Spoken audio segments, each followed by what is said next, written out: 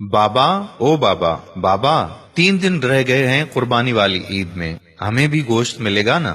بابا کہنے لگا ہاں ہاں کیوں نہیں، بالکل ملے گا۔ بچی کہنے لگی بابا لیکن پچھلی عید پر تو کسی نے بھی ہمیں گوشت نہیں دیا تھا، اب تو پورا سال ہو گیا ہے گوشت دیکھے ہوئے بھی۔ بابا نے کہا نہیں شازیہ، اللہ نے ہمیں بھوکا تو نہیں رکھا نا، میری پیاری بیٹی، ہر حال میں اللہ کا شکر ادا کرنا چاہیے۔ ڈاکٹر صاحب قربانی کے لیے بڑا جانور لے کر آئے ہیں اور ماسٹر جی بھی تو بکرا لے کر آئے ہیں نا، ہم غریبوں کے لیے ہی تو قربانی کا گوشت ہوتا ہے، امیر لوگ تو سارا سال گوشت ہی کھاتے ہیں۔ خیر، آج عید قرباں پر مولوی صاحب بیان فرما رہے ہیں کہ قربانی میں غریب مسکین لوگوں کو نہیں بھولنا چاہیے، ان کے بہت حقوق ہوتے ہیں۔ شازیہ کا باپ بھی نماز ادا کر کے گھر پہنچ گیا۔ گھنٹہ بھر انتظار کرنے کے بعد شازیہ بولی کہ بابا ابھی تک گوشت نہیں آیا۔ بڑی بہن رافیہ بولی چپ ہو جاؤ شازی، بابا کو تنگ کیوں کر رہی ہو؟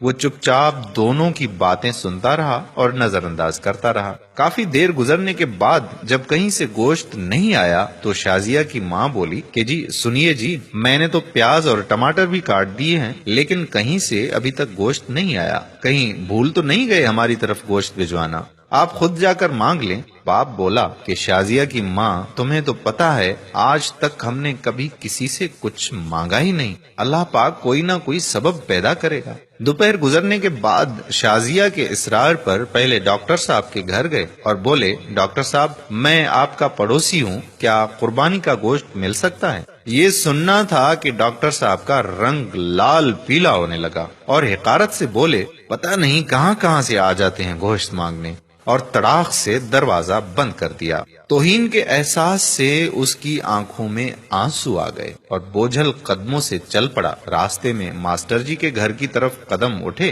اور وہاں بھی وہی دستے سوال۔ ماسٹر جی نے گوشت کا سن کر عجیب سی نظروں سے دیکھا اور چلے گئے۔ تھوڑی دیر بعد باہر آئے تو شاپر دے کر جلدی سے اندر چلے گئے، جیسے اس نے گوشت مانگ کر بڑا گناہ کر دیا ہو۔ گھر پہنچ کر دیکھا تو صرف ہڈیاں اور چربی۔ خاموشی سے اٹھ کر کمرے میں چلے گئے اور خاموشی سے رونے لگے۔ بیوی آئی اور بولی کہ کوئی بات نہیں، آپ غمگین نہ ہوں، میں چٹنی بنا لیتی ہوں۔ تھوڑی دیر بعد شازیہ کمرے میں آئی اور بولی بابا ہمیں گوشت نہیں کھانا، میرے پیٹ میں ویسے بھی درد ہو رہا ہے۔ یہ سننا تھا کہ آنکھوں سے آنسو گرنے لگے اور پھر پھوٹ پھوٹ کر رونے لگے، لیکن رونے والے وہ اکیلے نہیں تھے، دونوں بچیاں اور بیوی بھی آنسو بہا رہے تھے۔ اتنے میں پڑوس والے اکرم کی آواز آئی جو سبزی کی ریڑھی لگاتا تھا۔ انور بھائی دروازہ تو کھولو۔ دروازہ کھولا تو اکرم نے 3-4 کلو گوشت کا شاپر پکڑا دیا اور بولا کہ گاؤں سے چھوٹا بھائی لایا ہے، اتنا ہم اکیلے نہیں کھا سکتے، یہ تم بھی کھا لینا۔ خوشی اور تشکر کے احساس سے آنکھوں میں آنسو آ گئے اور اکرم کے لیے دل سے دعا نکلنے لگی۔ گوشت کھا کر ابھی فارغ ہوئے ہی تھے کہ بہت زور کا طوفان آیا، بارش شروع ہو گئی، اس کے ساتھ ہی بجلی بھی چلی گئی۔